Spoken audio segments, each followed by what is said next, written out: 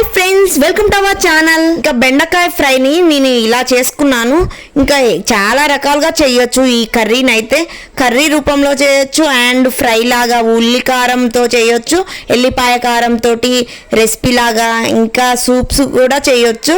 ఈ బెండకాయలు తింటే చాలా మంచిది కూడా. ఆయిల్, ఆనియన్, జీలకర్ర యాడ్ చేసుకున్నాను.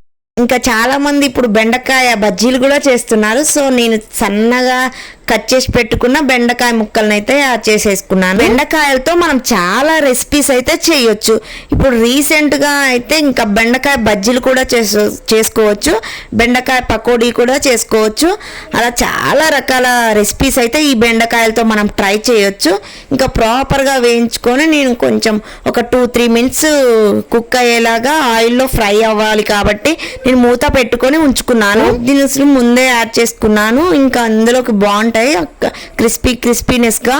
సో కావాలనుకున్న వాళ్ళు పల్లీలు కూడా కొన్ని యాడ్ చేసుకోవచ్చు.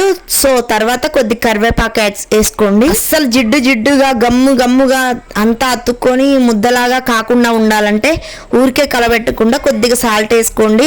అలా అస్సలు రావద్దంటే మంచిగా ఆయిల్లో ఫ్రై అయిన తర్వాత కొద్దిగా లైట్గా అల్లం యాడ్ చేసుకోండి. ఎక్కువగా కలబెడితే ఇంకా జిడ్డుగా గమ్ముగా దగ్గరకై ముద్దలాగా అవుతుంది. అలా కాకుండా ఉండాలంటే ఇంకా మొత్తం ఆయిల్లో ఫ్రై అయిన తర్వాత ఇంకా కొద్దిగా అల్లం యాడ్ చేసుకోవాలి. ఇప్పుడు ఎల్లుల్లి కారం కోసం ఇంకా నేనైతే ఎల్లిపాయలు తీసుకుంటున్నాను. ఈ ఎల్లిపాయల కారంతో బెండకాయ ఫ్రై అయితే చాలా టేస్టీగా ఉంటుంది, చాలా సూపర్గా ఉంటుంది.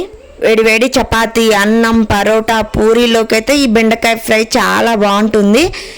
ఇంకా మంచిగా దంచుకొని ఇంకా ఎల్లిపాయ కారం అయితే మనం రెడీ చేసుకుందాం. చాలా టేస్టీగా ఉంటుంది ఈ ఎల్లిపాయ కారంతో బెండకాయ ఫ్రై. మనకి ఎల్లిపాయ కారం అయితే రెడీ అయిపోయింది. సో ఇంకా బెండకాయ ఫ్రై అయితే కొద్దిగా 5 మినిట్స్ అయితే మంచిగా ఆయిల్లో ఫ్రై అయ్యాయి. మరీ ఓవర్గా ఆయిల్ వేసుకోకండి, అంత ఓవర్గా వేస్తే టేస్టీగా ఉండదు, సప్పగా అనిపిస్తుంటుంది. సో మంచిగా ఎల్లిపాయ కారం వేసుకొని కలుపుకొని లైట్గా మసాలా కూడా యాడ్ చేసుకొని ఒక 2 మినిట్స్ ఉంచాలి. ఇంకా బెండకాయ ఫ్రై అయితే మనకి రెడీ అయిపోయిందండి.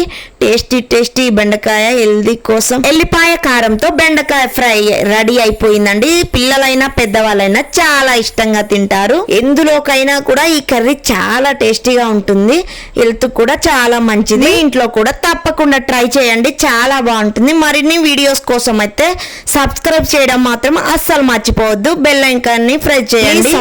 సబ్స్క్రైబ్ చేయడం మాత్రం అస్సలు మర్చిపోవద్దు. ఇంకా మీకు ఏమన్నా హెయిర్ కేర్ వీడియోస్ కావాలి అనుకుంటే కామెంట్ బాక్స్ లో కామెంట్ చేయండి.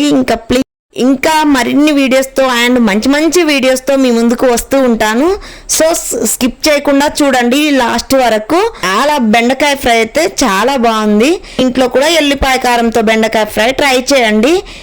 Thank you so much.